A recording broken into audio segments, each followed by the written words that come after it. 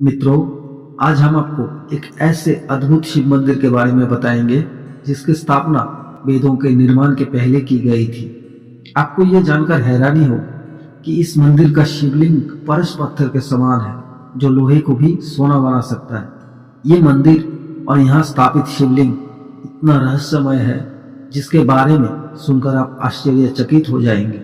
नमस्कार मित्रों, एक और नए वीडियो में स्वागत है आपका। आज के इस वीडियो में हम आपको बताएंगे विश्व के सबसे रहस्यमयी पशुपतिनाथ मंदिर के उन अनसुलझे रहस्यों के बारे में जिसे आज तक विज्ञान जगत भी नहीं सुलझा पाया।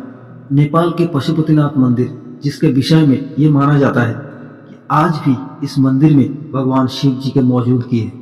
पशुपतिनाथ मंदिर को शिव जी के 12 ज्योतिर्लिंगों के केदारनाथ के आधा भाग माना जाता है। पशुपतिनाथ मंदिर, जो नेपाल की राजधानी काठमांडू से 3 किलोमीटर उत्तर पश्चिम में बागमती नदी के किनारे तेगपाटन गांव में स्थित है। नेपाल के पशुपतिनाथ मंदिर को कुछ मायनों में तमाम मंदिरों में सबसे प्रमुख माना जाता है। पशुपति का अर्थ है पशु अर्थात जीवन और पति अर्थात स्वामी या मालिक, यानी कि जीवन का मालिक या जीवन का देवता। पशुपतिनाथ मंदिर के विषय में लोगों का ये मान्यता है कि जो भी व्यक्ति इस स्थान का दर्शन करता है उन्हें किसी भी जन्म में पशु योनि प्राप्त नहीं होती, और साथ ही ये भी माना जाता है कि किसी भी श्रद्धालु को सबसे पहले नंदी जी की दर्शन नहीं करना चाहिए।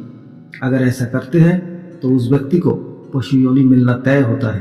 पशुपतिनाथ मंदिर के बाहर एक घाट स्थित है जिसे आर्य घाट के नाम से जाना जाता है।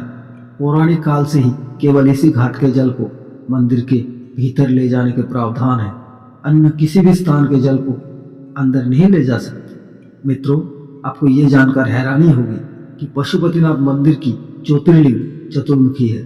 पूर्व दिशा की ओर वाले मुख को तत्पुरुष और पश्चिम दिशा की ओर वाले मुख को सज्जोत कहते हैं। उत्तर की दिशा के देख रहे मुख को वामदेव, तो दक्षिण की दिशा वाले मुख को अघोरा कहते हैं।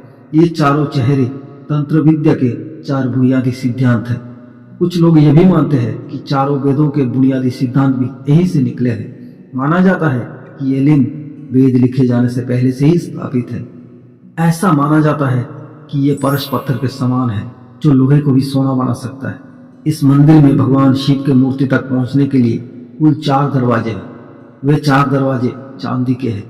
पश्चिमी द्वार के ठीक सामने भगवान शिव जी के वाहन नंदी जी के विशाल प्रतिमा है, जिसका निर्माण पीतल से किया गया है। इस परिसर में वैष्णव और शैव परंपरा के कई मंदिरें, कई प्रतिमाएं हैं। नेपाल के पशुपतिनाथ मंदिर को कुछ मायनों में तमाम मंदिरों में सबसे प्रमुख माना जाता है, और इससे कई पौराणिक कहानियां भी जुड़ी हुई है। इनमें से एक कहानी कुछ इस तरह है। कुरुक्षेत्र के लड़ाई के बाद अपने ही बंधुओं को, सगे संबंधियों को हत्या करने की वजह से पांडव बहुत दुखी थे। उन्होंने अपने भाइयों और सगे संबंधियों को मारा था। इसे पुत्रवध कहते हैं। उनको अपने करने का पछतावा था और वे खुद को अपराधी महसूस कर रहे थे।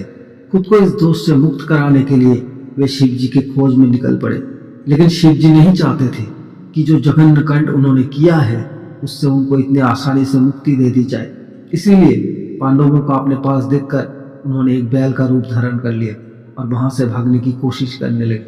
लेकिन पांडवों को उनका भेद का पता चल गया और वे उनका पीछा करके उनको पकड़ने की कोशिश में लग गए। इस भागा दौड़ी के दौरान शिव जी जमीन में लुप्त हो गए, और जब वो पुनः अवतारित हुए तो उनके शरीर के टुकड़े अलग अलग जगहों पर बिखर गए। नेपाल के पशुपतिनाथ में उनका मस्तक गिरा था, और तभी से इस मंदिर को तमाम मंदिरों में सबसे खास माना जाता है। केदारनाथ में बैल का कुंवर गिरा था। बैल के आगे की 2 टांगे तुंगनाथ में गिरी। ये जगह केदार के रास्ते में ही पड़ता है। बैल के नाभि वाला हिस्सा हिमालय के भारतीय इलाके में गिरा। इस जगह को मध्य महेश्वर कहा जाता है। ये एक बहुत ही शक्तिशाली मणिपूरक लिंग है।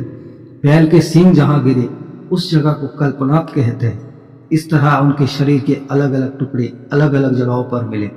उनके शरीर के टुकड़ों के इस तरह बिखरने का वर्णन कहीं न कहीं 7 चक्रों से जुड़ा हुआ है।